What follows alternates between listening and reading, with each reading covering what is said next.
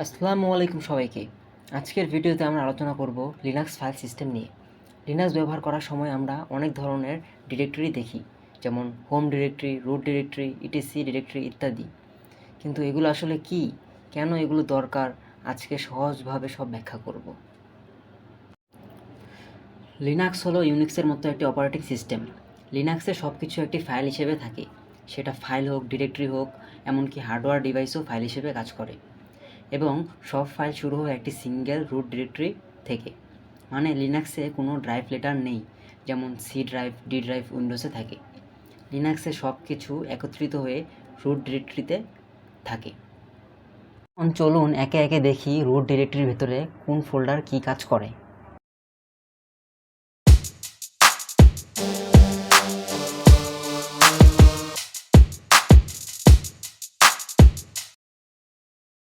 সাধারণত লিনাক্সে ফোল্ডারকে ডিরেক্টরি বলে, আমরাও ডিরেক্টরি বলবো। তো দেখি কোন ডিরেক্টরি কী কাজ করে। বিন ডিরেক্টরি, এখানে থাকে সিস্টেমের প্রাথমিক এক্সিকিউটেবল ফাইল, মানে কমান্ড, যেমন ls, cp, mv, cat, এগুলো সব বিন ডিরেক্টরিতে থাকে।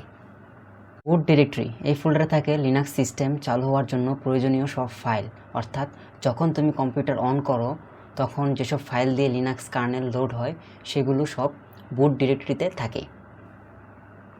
dev, ডেভ ডিরেক্টরি, এখানে থাকে সিস্টেমের হার্ডওয়্যার ডিভাইস ফাইল, যেমন ডেভ ফাইল, এসডিএফ ফাইল, এগুলো হলো হার্ড ডিস্ক। আর ডেভ বা টিটিওয়াই হলো terminal device.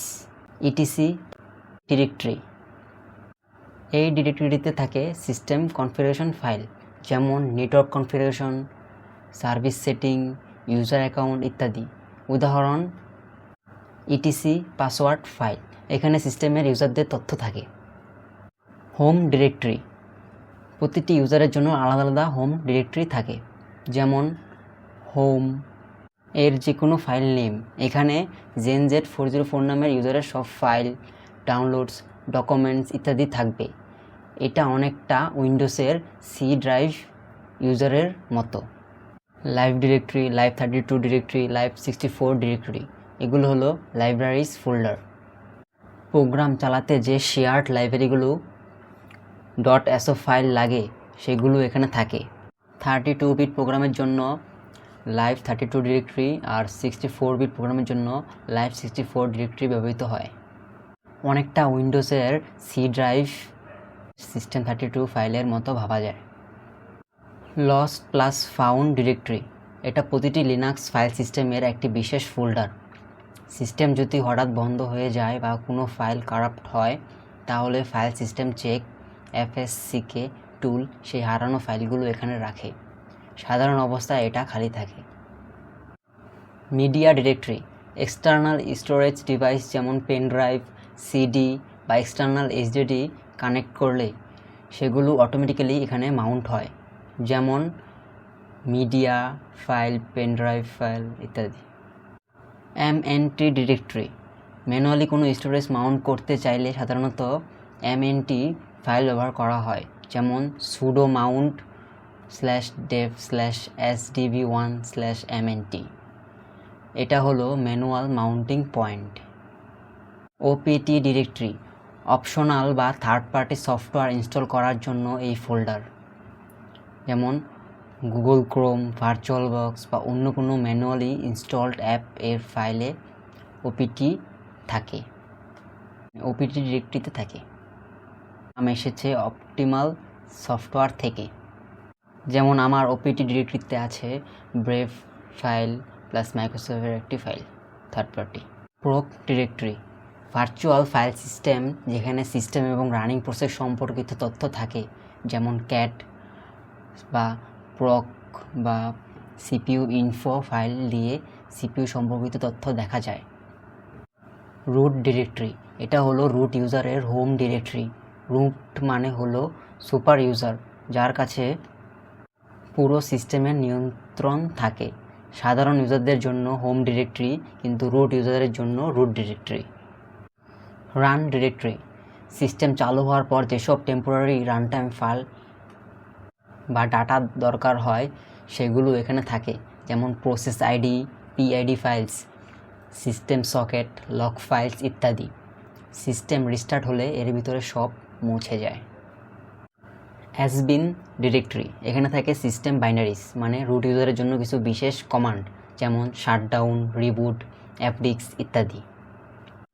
SRV directory, server সম্পর্কিত ডেটা রাখার জন্য এই ডিরেক্টরি, যেমন অ্যাপাসি বা এফটিপি সার্ভারের জন্য আলাদা ডেটা ফোল্ডার, উদাহরণ srv/www/ওয়েবসাইট ফাইল রাখার জন্য।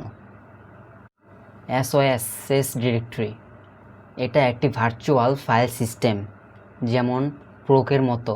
এখানে কার্নেল ও হার্ডওয়্যার সম্পর্কিত লাইভ তথ্য থাকে। এক্সাম্পল cat/class/net/class/it0 অ্যাড্রেস, এটা দিয়ে নেটওয়ার্কের কার্ডের ম্যাক অ্যাড্রেস দেখা যায়। টেম্প ডিরেক্টরি, টেম্পোরারি ফাইলস রাখার জন্য এই ডিরেক্টরি, সিস্টেম বন্ধ করলে এখানে রাখা ফাইল মুছে যায়। ইউজার ডিরেক্টরি, এখানে থাকে ইউজার রিলেটেড প্রোগ্রাম এবং লাইব্রেরিজ, উদাহরণ /user/bin files, user/live files, /user/share files ইত্যাদি।